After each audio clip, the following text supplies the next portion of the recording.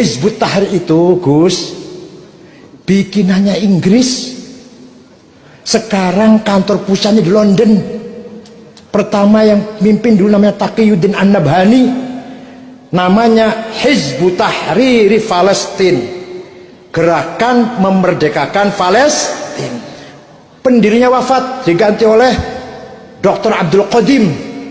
Dibuang kata-kata Palestina, apa? Hizbut Tahrir. Maknanya jadi bias. Jadi bias apa? Gerakan membebaskan orang Islam dari sekat-sekat nasionalisme, kembali ke khilafah.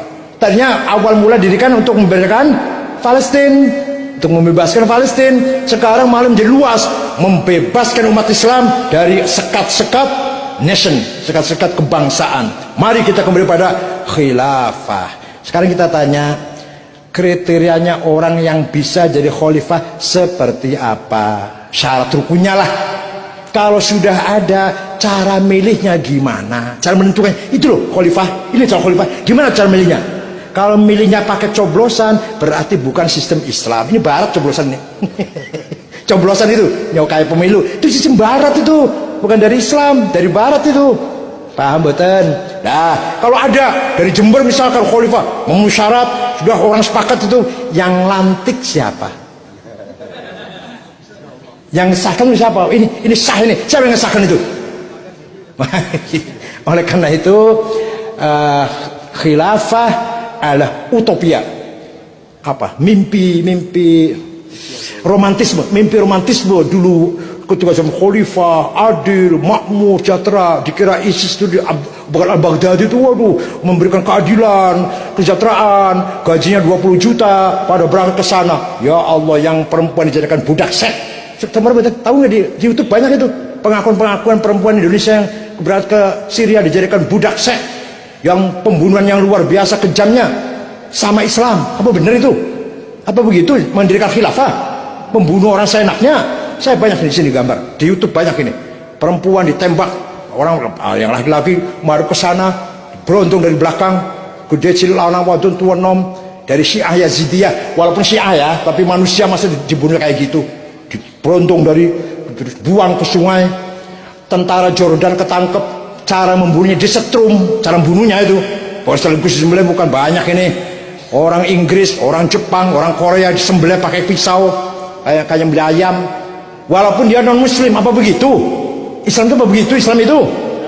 Nah, itu ISIS yang sebenarnya.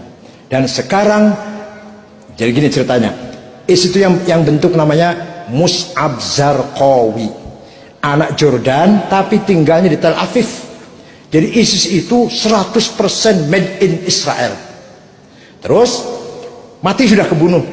Abu Bakar Baghdadi, namanya Ibrahim bin Awad al-Badri, melihat ISIS nggak ada pemimpinnya, diambil kepemimpinan itu. Itu seorang yang suka ceramah, suka khutbah di masjid-masjid lah. Pusatnya dipindah, tadinya di Jordan dipindah ke kota Mosul. Kota Mosul itu perbatasan dengan Iran, Irak perbatasan Iran. Oleh Amerika dibiarkan untuk nakut-nakuti Iran. Taunya kuat, semakin kuat, ngerampok bank, ngerampok kilang-kilang minyak, ekspor minyak. Amerika malah kaget nih. Dibiarkan malah tahu bahaya ini, malah akan mencetak uang sendiri. Akhirnya Amerika ikut membasmi ISIS. Setelah Amerika ikut basmi ISIS, mulailah pada mati. Yang dari sini mati semua sudah. Anaknya Samudra, anaknya Abu Jibril, Bahruddin, Abu Jandal, At-Tamimi, anak Pasuruan itu, yang nantang Pak Sutarman, nantang Muldoko, nantang Banser, mati sudah di sana. Tinggal perempuan-perempuan anak kecil gimana, minta pulang gimana cara pulangnya? Mereka sudah nggak punya paspor, cara pulangnya gimana? Berangkat disuruh siapa? Dan waktu berangkat tujuannya nggak jelas, bukan kerja, bukan cari ilmu. Paham ya? Nah, tapi mereka setelah dibom oleh Amerika, larinya yang paling enak, paling gampang, paling terbuka ke Indonesia. Negara kita negara yang paling bebas ini, sebebas-bebasnya. Maka mereka jaringannya Filipina Selatan, lari ke Sulawesi Tengah, Poso, nanti ke Jawa. Paham betul? Di Jawa namanya bukan ISIS, namanya Ansarud Daulah. Kita ini kafir semua ini, boleh dibunuh.